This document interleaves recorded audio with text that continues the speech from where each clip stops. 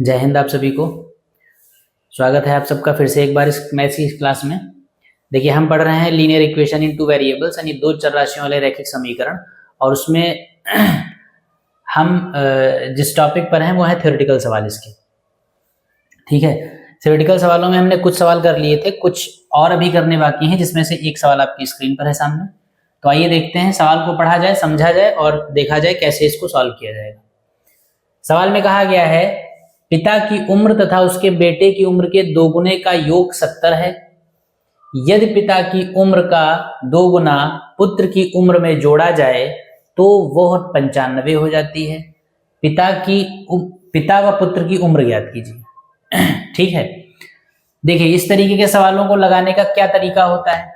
सबसे पहले जो चीज निकालनी है आपको रिजल्ट के तौर पे, आंसर के तौर पे सवाल में जो आपको चाहिए, उसको आप वेरिएबल्स के पदों में मान लेते हैं। उसके लिए आप कोई ना कोई वेरिएबल्स मान लेते हैं। अगर एक चीज निकालनी है तो x मान लेंगे, दो निकालनी है तो x और y मान लेंगे। ठीक है, जो आपको रिजल्ट चाहिए सबसे पहले उसको आप मान लेते हैं, कुछ लेट कर लेते हैं। उसके बाद सवाल को पढ़ के हम ये पता लगाते हैं, हम ये पहचानते हैं कि सवाल में जो हमको निकालना है उससे रिलेटेड क्या क्या कंडीशंस दे रखी हैं। जो भी आपको जो रिजल्ट आपको चाहिए उससे रिलेटेड दो कंडीशंस जनरली आपको दे रखी होंगी। पहली कंडीशन आप पहचानिए और उस पहली कंडीशन को मैथमेटिकल टर्म्स में कन्वर्ट करने की कोशिश करिए। अगर आप कन्वर्ट कर ले जाते हैं तो वो x और y में एक इक्वेशन आपकी होगी हमेशा। फिर सवाल को पढ़िए, दूसरी कंडीशन आप उसमें ढूंढिए कि दूसरी कंडीशन क्या दे रखी है। दूसरी कंडीशन को पहचानिए, उसको मैथमेटिकल टर्म्स में कन्वर्ट करने की कोशिश करिए, वेरिएबल्स में कन्वर्ट करने की कोशिश करिए। जब उसको वेरिएबल के साथ आप यूज करेंगे उस कंडीशन को, तो पॉसिबिलिटी है आपको दूसरी इक्वेशन मिल जाएगी। और जब दो इक्वेशंस दो वेरिएबल्स में मिल जाएंगी तो उनको सॉल्व करना आप पहले सीख चुके हैं। तो आइए समझते हैं इस सवाल को। सबसे पहले इस सवाल में देखें हमको निकालना क्या है। हमको निकालना है पिता की और पुत्र की उम्र निकालनी है। तो मान लेते हैं पिता और पुत्र की उम्र, मान लेते हैं क्या है, क्या लिखेंगे, माना पिता व पुत्र की आयु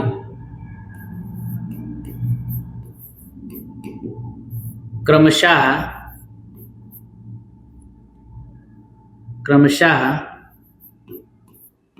x तथा y वर्ष है। ये मान लिया गया। ठीक है, let the age of father and son is respectively x and y years. जिनको इंग्लिश में लिखना है वो ऐसे लिख सकते हैं। वैसे मैथमेटिक्स में ऐसा कुछ है नहीं, एक आध सेंटेंस होते हैं वही हर सवाल में चलते रहते हैं, तो भाषा का इतना बड़ा कोई इशू होना नहीं चाहिए। जिनको हिंदी में लिखना है वो लिख लें, ये लिख लें, जिनको इंग्लिश में लिखना है वो भी जो बोला गया था वो लिख लें इसी तरीके से। तो x और y वर्ष अगर पिता और पुत्र की आयु है, तो अब हम सवाल को पढ़कर देखें कि पिता और पुत्र की आयु पर जो कंडीशंस दे रखी हैं वो क्या क्या दे रखी हैं। सवाल को ध्यान से पढ़ा जाए। पिता की उम्र तथा उसके बेटे की उम्र का दोगुना का योग 70 है।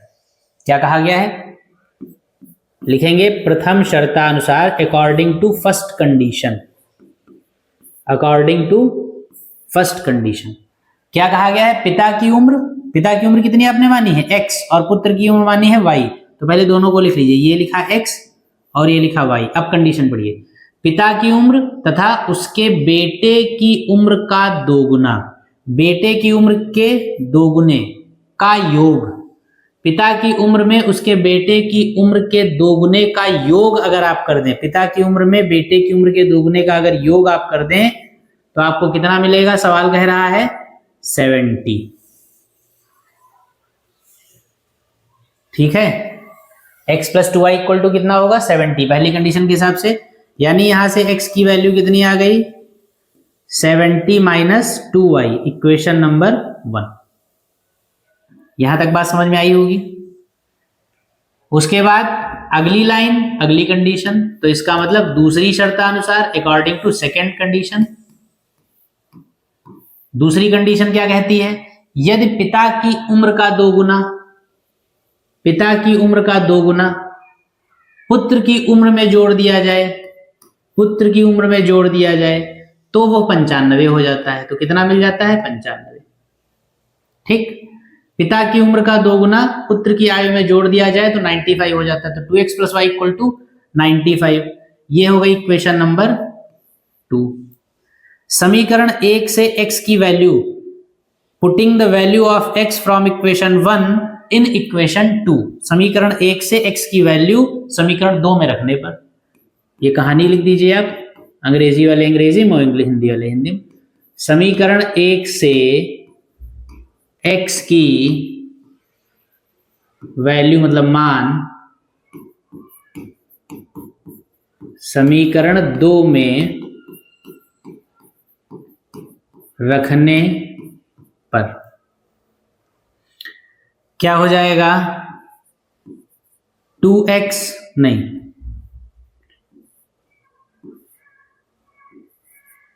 2x की जगह क्या रखेंगे? 70 - 2y प्लस ये y है आपका और इज इक्वल टू 95। कैलकुलेट कर लीजिए, ये हो गया 140 - 4y plus y is equal to 95। -4y plus y that is minus का 3y और ये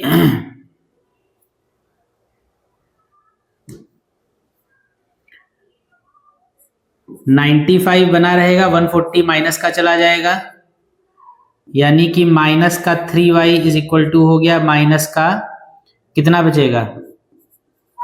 45 बचेगा।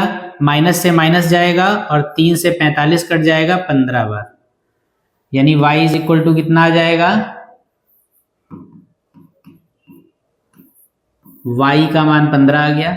y की वैल्यू समीकरण 1 में रख दीजिए, इक्वेशन 1 में x की वैल्यू आ जाएगी। y का मान समीकरण 1 में रखने पर,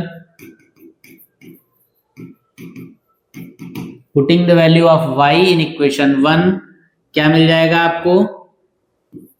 x is equal to 70 - 2y, यानी x इक्वल टू 70 - 30, यानी x इक्वल टू 40। आपको क्या निकालना था? पिता और पुत्र की आयु। तो पिता की आयु आपने x वर्ष मानी थी, x की वैल्यू 40 आ गई, यानी पिता की आयु कितनी हो गई? 40 वर्ष। पुत्र की आयु आपने y वर्ष मानी थी, y की वैल्यू 15 आ गई, यानी पुत्र की आयु कितनी हो गई? 15 वर्ष। तो यहाँ पे सॉल्यूशन अतः करके लिख देंगे, सो या अतः पिता की आयु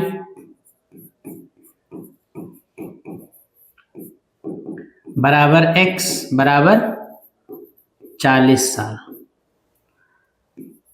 और पुत्र की आयु बराबर y बराबर 15 वर्ष। ये आपका हो गया आंसर। इसको आप ऐसे डिब्बे में बंद कर दीजिए। ठीक है, आया समझ में? इसको लिख लीजिए, फिर अगला सवाल लगाएं।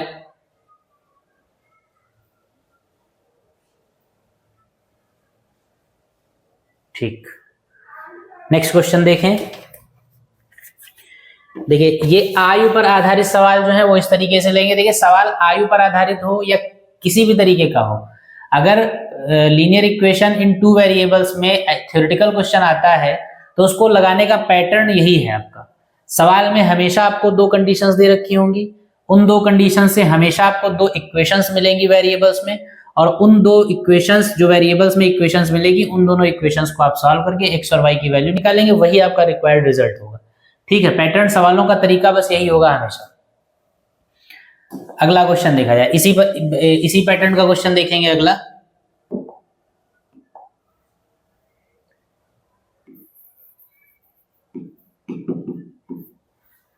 अगला सवाल होगा आपका,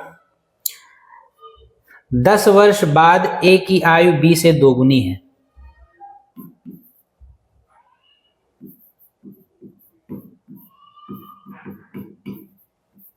दस वर्ष बाद a की आयु b की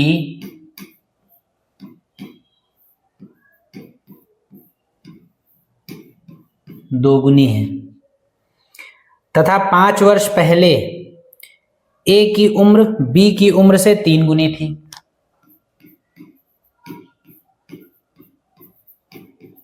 तथा 5 वर्ष पहले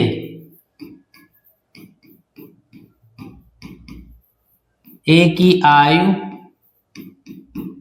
बी की आयु से 3 गुनी थी। बी की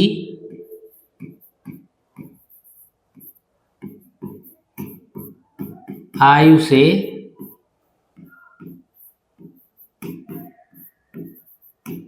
3 गुनी थी। तो ए व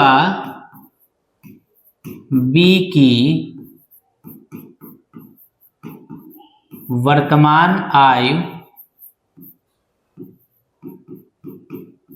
ज्ञात कीजिए। ये है सवाल। ठीक है, कुछ भी लिखा हुआ लैंग्वेज में आपको बिल्कुल भी घबराने की जरूरत नहीं है कि अब इस सवाल में क्या किया जाएगा। किया क्या जाएगा, फिर से वही बात, जो निकालना है सबसे पहले उसको देखिए। आपको निकालना क्या है, ए व बी की वर्तमान आयु निकालनी है। जो निकालना है उस पर फोकस करिए। ए और बी की वर्तमान आयु निकालनी है। मान लीजिए आप यही इसी को माना ए तथा बी की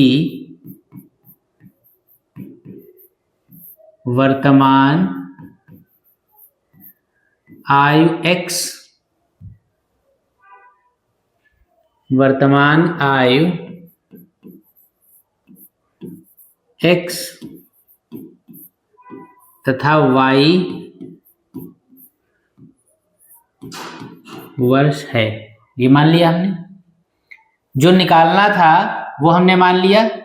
ए और बी की वर्तमान आयु कितनी है, एक्स और वाई वर्ष। वर्तमान मतलब प्रेजेंट एज जो है वो आज की डेट में जो उसकी एज है वो एक्स वर्ष और वाई वर्ष है। अब सवाल में हमेशा की तरह 2 कंडीशंस होंगी, क्योंकि 2 वेरिएबल, 2 चीजें निकालनी है, नहीं 2 वेरिएबल, और 2 वेरिएबल्स के लिए 2 समीकरण चाहिए और 2 समीकरणों के लिए 2 कंडीशन चाहिए। तो 2 कंडीशन 100% इसमें दे रखी होंगी। तो हम सबसे पहले क्या लिखें, पहली शर्तानुसार, और शर्त अभी ढूंढेंगे उसमें कहाँ है। अकॉर्डिंग टू फर्स्ट कंडीशन क्या होगा, कहा गया 10 वर्ष बाद। आज एज कितनी है, एक्स और वाई।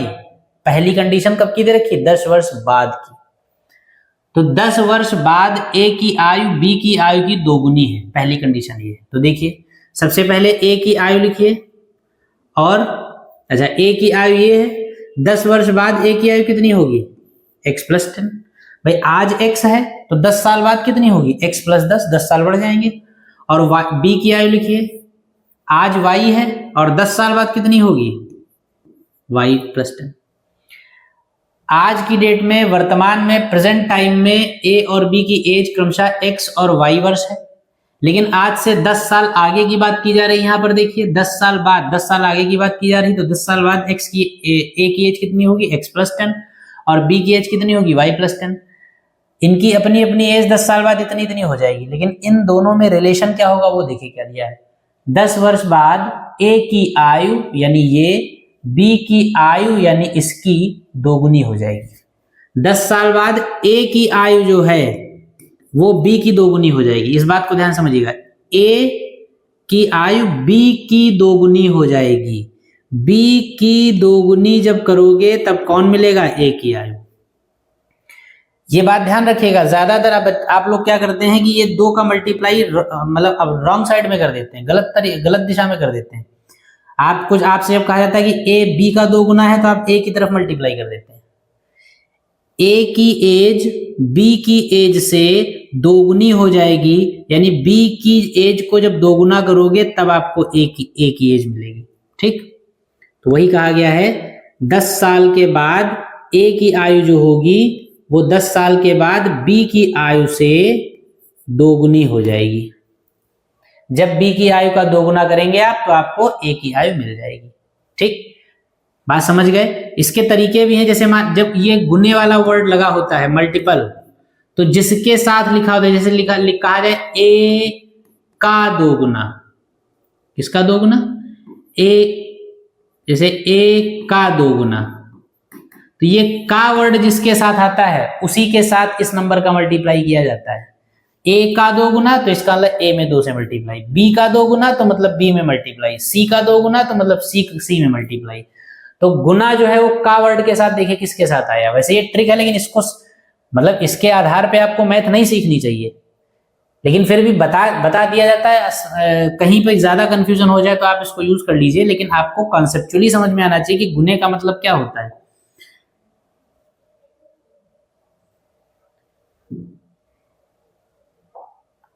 ठीक है, जैसे यहाँ बताइए क्या लिखा, बी की दो गुनी, बी के साथ वर्ड है ना दो गुना, और बी के बीच में एक का या की लगा हुआ है, तो इसका मतलब इसके मल्टीप्लाई हुआ। लेकिन आपको समझ में आना चाहिए कि ए की आयु बी की आयु से दो गुनी हो जाएगी, मतलब बी की आयु को अगर दो गुना करो तो ए के बराबर आपको मिलेगा। इसको सॉल्व कर लीजिए, एक इक्वेशन मिल जाएगी आपको, x + 10 = 2y + 20, x equal to कितना आ जाएगा, ये हो जाएगा 2y, 10 उधर जाएगा माइनस का, 20 में से 10 चला जाएगा, प्लस का 10 बचेगा। समीकरण नंबर 1, x + 10 y + 10 का दोगुना 2y + 20, तो x + 10 2y + 20, x equal to 2y plus का 10, ये समीकरण नंबर 1 बन गया। दूसरी कंडीशन पे आइए,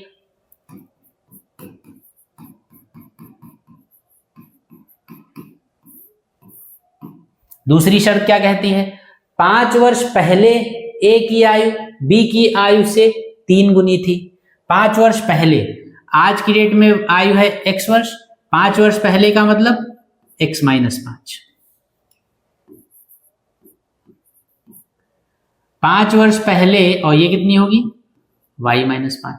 5 वर्ष पहले जो ए की आयु थी वो बी की आयु से 3 गुनी थी, बी की आयु से 3 गुनी जो थी वो ए की आयु थी, यानी ए की age equal to 3 times of B की age. x - 5 is equal to 3y - 15, x is equal to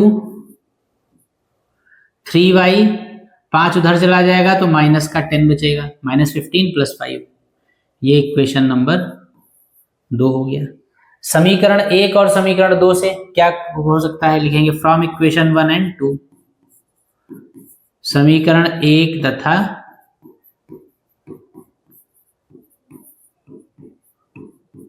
समीकरण 2 से, फ्रॉम इक्वेशन 1 एंड 2, x की ये वैल्यू 2y + 10 यहां रख दीजिए,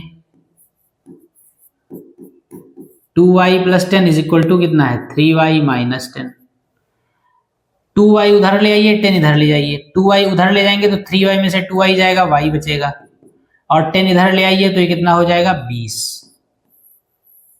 y का मान आ गया 20। y का मान समीकरण 1 या समीकरण 2 किसी में भी रख दीजिए, फ्रॉम इक्वेशन 1,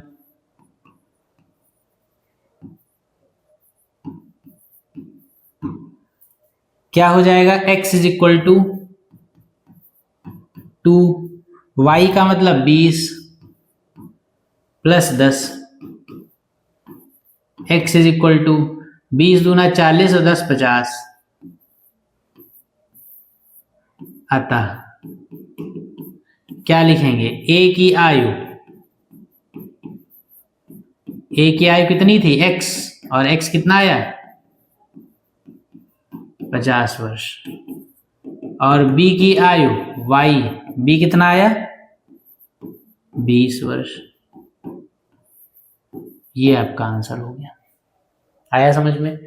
क्रॉस चेक करना चाहें अगर आप अपना आंसर, तो वही बात जो आपको पहले बताई गई, आप सवाल में जो भी कंडीशंस आपको दे रखी हैं वो कंडीशंस अप्लाई करिए अपने आंसर पे। अगर कंडीशन सेटिस्फाई कर जाए, दोनों कंडीशंस अगर दोनों की दोनों कंडीशंस अगर लग जा रही हैं तो इसका आंसर आपका सही। पहली कंडीशन लगाइए, 10 साल बाद, आज प्रेजेंट एज जो है वो 50 और 20 है, 10 साल बाद ए की एज कितनी हो जाएगी 60, और 10 साल बाद बी की एज कितनी हो जाएगी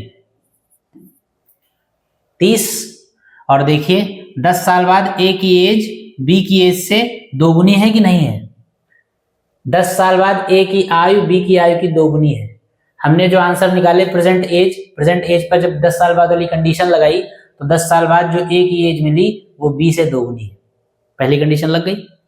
दूसरी, 5 साल पहले 3 गुनी थी, तो 5 साल पहले ए की एज कितनी होगी 45, और 5 साल पहले इनकी एज कितनी होगी 15, और 15 3 45, 15 का 3 गुना 45, तो 10 साल बाद दोगुनी हो जाएगी और 5 साल पहले 3 गुनी थी। दोनों ही कंडीशन से लग रही है, इसका मतलब आपका आंसर सही है। ठीक है, अगले सवाल पे आया जाए।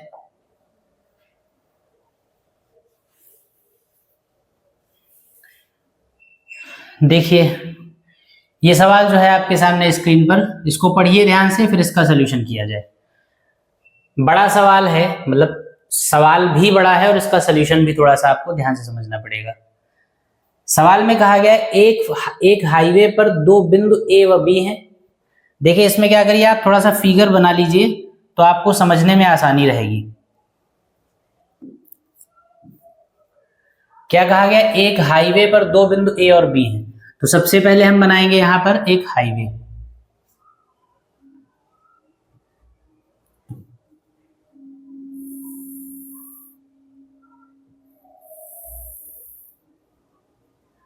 ये हाईवे के 2 पॉइंट्स हमने मान लिए, ये ए है और ये है बी। ठीक, और ये ए और बी जो है एक दूसरे से 70 किलोमीटर की दूरी पर हैं। तो ये डिस्टेंस जो आपको दे रखा है ये है 70 किलोमीटर। ठीक, उसके बाद कहा गया एक कार बिंदु ए से तथा दूसरी कार बिंदु बी से एक ही समय पर चलना प्रारंभ करती है। एक कार यहां से चलती है और एक कार इधर से चलती है। अगर वे एक ही दिशा में चलें, एक कार यहां से निकले एक कार यहां से निकले और दोनों एक ही दिशा में निकले, मतलब अगर एक इस तरफ को जाएगी तो दूसरी भी इसी तरफ को जाएगी, या अगर एक इस तरफ को आएगी तो दूसरी भी इसी तरफ को आएगी, यानी दोनों कारें एक दिशा में चलें। एक कार ए से निकलती, एक कार बी से निकलती और दोनों एक ही दिशा में चलती हैं, तो ऐसी स्थिति में वे एक दूसरे को 7 घंटे बाद मिलती हैं। जैसे एक कार यहां से निकली और ऐसे जा रही है, ऐसे जा रही है, और एक कार यहां से निकली है भी ऐसे जा रही है। अब अगर इसकी स्पीड ज्यादा है इसकी कम है तो कोई एक ऐसा पॉइंट आएगा, अब क्योंकि ये पहले से ही इससे इतनी आगे से चल रही है तो तुरंत तो नहीं पकड़ेंगे, ये कम स्पीड से चल रही है फिर भी आगे रहेगी क्योंकि ये आगे से चल रही है, और ये तेज स्पीड से चल रही है फिर भी पीछे रहेगी क्योंकि ये पीछे से चली है। इनके बीच में इतना डिस्टेंस पहले से था, लेकिन क्योंकि इसकी स्पीड ज्यादा है और इसकी कम है तो एक टाइम ऐसा आएगा जब ये वाली गाड़ी इसको पकड़ लेगी। तो वही कहा गया है कि यदि दोनों कारें एक ही दिशा में चलती हैं तो चलने के 7 घंटे बाद दोनों एक दूसरे को मिलती हैं। मान लीजिए ए से चलने वाली गाड़ी जो है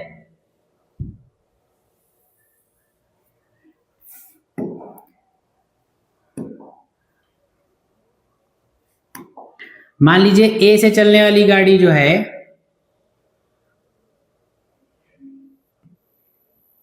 ये ऐसे जा रही है, और मान लीजिए बी से चलने वाली गाड़ी ये ऐसे जा रही है यहां से। तो दोनों गाड़ियां एक दूसरे को कहीं ना कहीं पर तो मिलेंगी क्योंकि ये एक तेज चल रही है एक धीमे चल रही है। तो दोनों गाड़ियां कहां पर मिलेंगी, मान लीजिए सपोज दैट कोई ये पॉइंट है जहां पर ये कार और जहां पर ये कार एक दूसरे को मिल गई, और ये पॉइंट हमने क्या मान लिया, ये पॉइंट हमने मान लिया सी है। बात समझ में आई? सवाल में कहा गया कि यदि वे एक ही दिशा में चलती हैं तो एक ही दिशा में चलने पर चलने के 7 घंटे बाद एक दूसरे को मिल जाएंगी। यानी यहां से लेकर यहां तक ए को जो टाइम लगा है वो कितना है 7 घंटा, और यहां से लेकर यहां तक बी को जो टाइम लगा है वो भी कितना है 7 घंटा। मतलब जब ए 7 घंटे चलेगी और बी 7 घंटे चलेंगी, जब दोनों गाड़ियां एक साथ निकली हैं तो कुल 7 घंटे के बाद दोनों एक दूसरे को मिल जाती हैं। तो ये फिगर बनेगा ए से लेके यहां तक की डिस्टेंस कितने 7 घंटे बाद ए और बी मान लीजिए यहां पर एक दूसरे को मिल गए। यहां तक बात क्लियर? अगर यहां तक बात क्लियर है तो इतने इतने का सॉल्यूशन पहले करेंगे, उसके बाद दूसरी कंडीशन समझेंगे। सबसे पहले जो निकालना है वो मान लें, माना कारों की गति,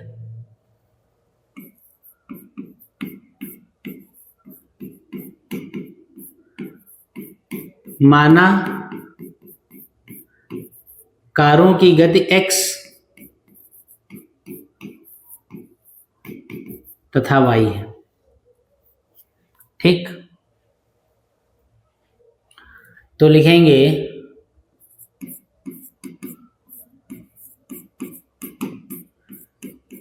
जब कारें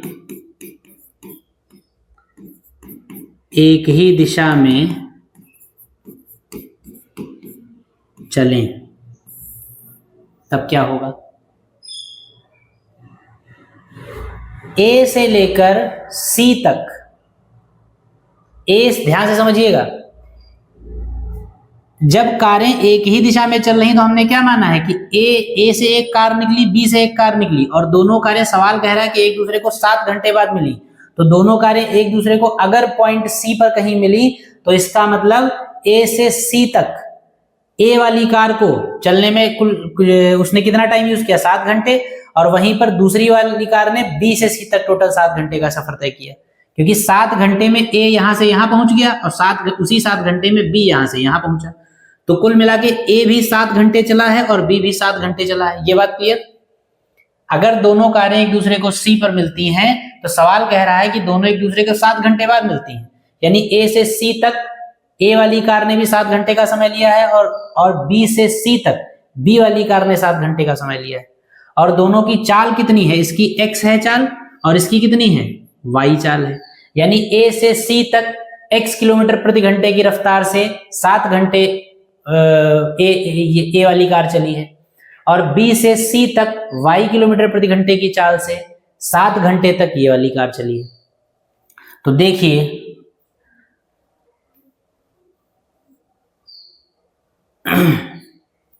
लिखेंगे माना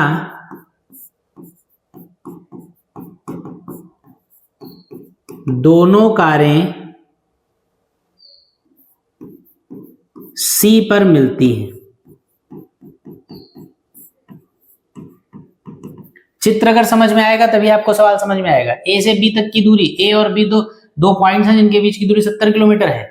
ए से एक गाड़ी निकली, बी से एक गाड़ी निकली, ए से गाड़ी जो निकली वो बी वाली गाड़ी को 7 घंटे बाद पकड़ेगी, तो जहां पर पकड़ेगी पॉइंट सी होगा, मान लीजिए वो, इसका मतलब ए से सी तक ए ने 7 घंटे का समय लिया और बी ने सी तक चलने में भी 7 घंटे का समय लिया, सी पर दोनों मिल गए आपस में। ए ने 7 घंटे का जो समय लिया उसमें वो x किलोमीटर प्रति घंटे की चाल से चला है, और बी ने जो 7 घंटे का समय लिया उसमें उसने y किलोमीटर प्रति घंटे की चाल से उसने दूरी तय की है। तो देखिए ए द्वारा चली गई कुल दूरी अगर आप क्या निकाल सकते हैं, आप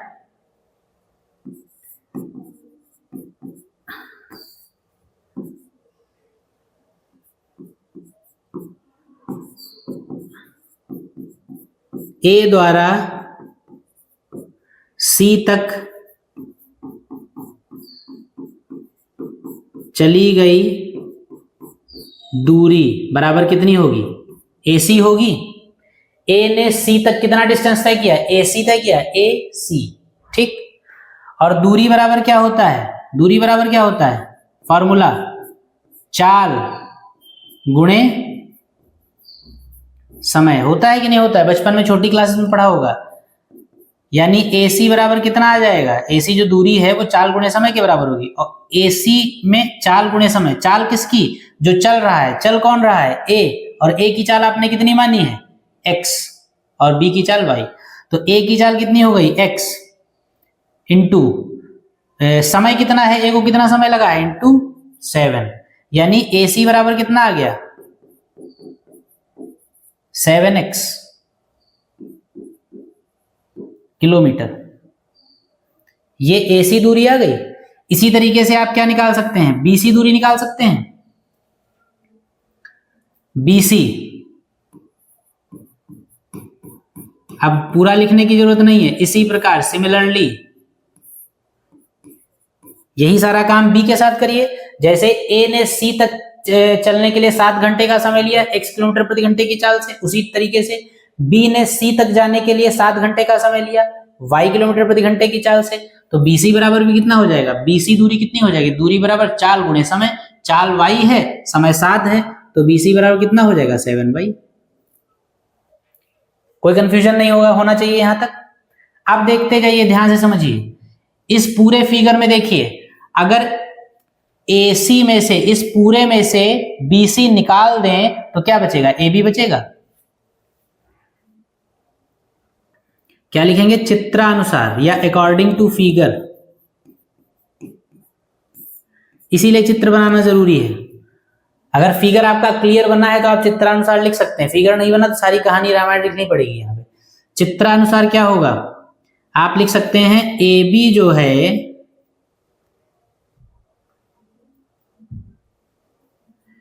देखिए आप लिख सकते हैं AC में से अगर आप BC घटा दीजिए, देखिए चित्र में AC में से BC हटा दीजिए तो AB बचेगा कि नहीं बचेगा। और AC कितना है 7x, BC कितना है 7y, AB कितना है 70। 7 कॉमन लेके काट दीजिए, कितना हो जाएगा x minus y is equal to 10, 7 दाम 70, समीकरण नंबर 1। पहली कंडीशन हमने पढ़ी, पहला समीकरण हमको मिल गया। थोड़ा सा अलग तरीके का सवाल है लेकिन स्टैंडर्ड बेहतरीन क्वेश्चन है, तो इसको आप ध्यानपूर्वक समझिए। x minus y equal to 10, एक इक्वेशन आ गई। अब दूसरी कंडीशन पढ़िए। यहां तक बात समझ में आई होगी, नहीं आई हो दोबारा आप रिपीट करके देख लीजिएगा। दूसरी कंडीशन पढ़ते हैं। दूसरी कंडीशन के लिए इसको साफ किया जाए।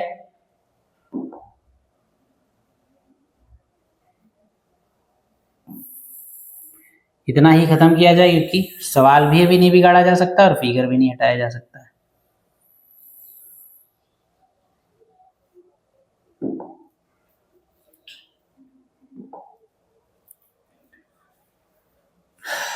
क्या लिखेंगे, दूसरी बात क्या है, दूसरी बात को समझिए। दूसरी बात में कहा गया है यदि वे एक ही दिशा में चलें।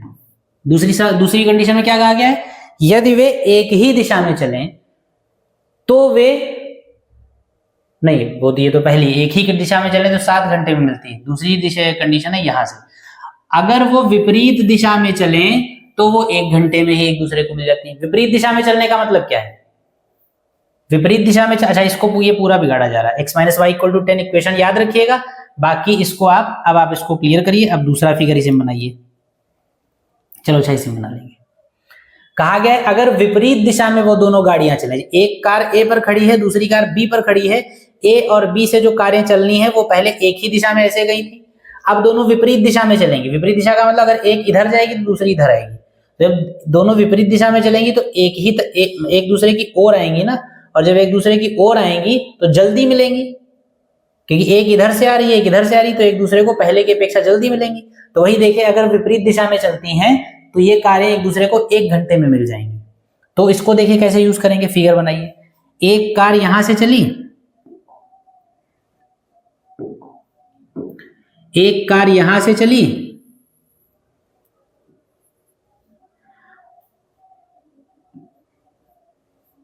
इधर को,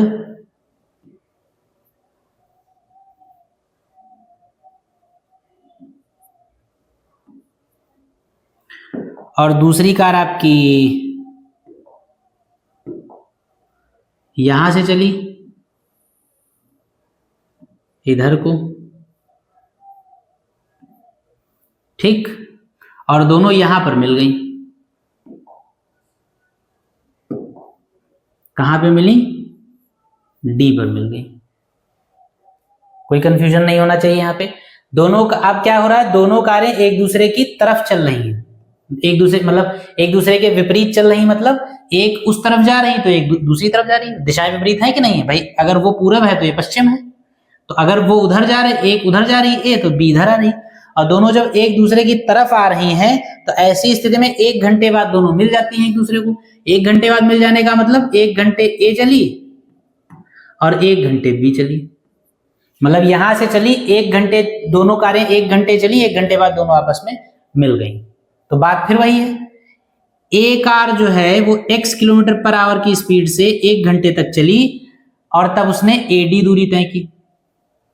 कार ए जो है, ए पर से जो कार चली है वो चाल तो उसकी स्पीड तो वही है, ए से जो कार चली है वो x किलोमीटर पर आवर की स्पीड से यानी चाल से 1 घंटे तक चली और ऐसे में उसने कितनी दूरी तय की, AD।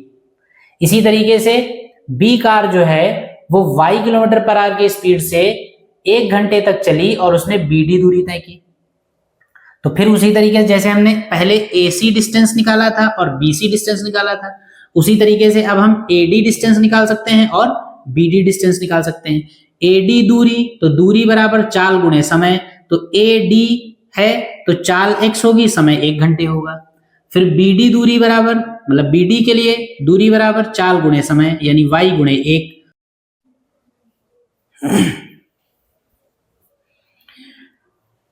आइए देखते हैं फिर AD और BD कैसे निकालना है, ये समझ लिया आपने।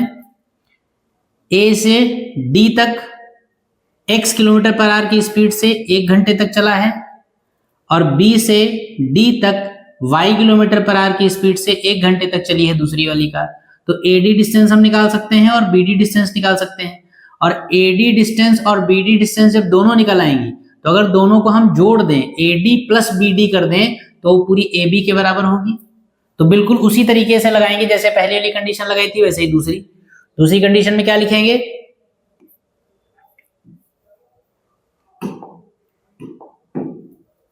दूसरी कंडीशन में लिखें जब कारें विपरीत दिशा में चलें। ऐसी स्थिति में क्या लिखेंगे, माना ये परस्पर D पर मिलती हैं।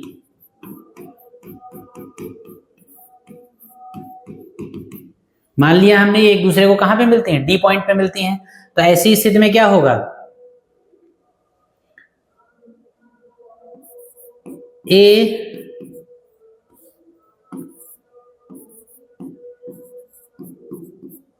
A द्वारा D तक की दूरी बराबर क्या होगा, चाल गुणे समय। A से D तक की दूरी क्या होगी, AD। चाल कितनी है, x, और समय कितना है, 1 घंटे, यानी कितना हो जाएगा, AD इक्वल टू x। इसी तरीके से B द्वारा D तक की दूरी बराबर कितनी हो जाएगी, फिर वही चाल गुणे समय, और चाल कितनी, y, और ये 1, तो y गुणे 1, यानी BD बराबर कितना हो जाएगा, y। ठीक, AD हमको पता चल गया, BD हमको पता चल गया। अब अगर AD और BD को जोड़ दें तो AB के बराबर होगा वो। तो अब सवाल की कोई जरूरत है नहीं, क्योंकि कंडीशंस हमने कंडीशंस यूज कर चुके हैं, सवाल को हटा दे रहे हैं।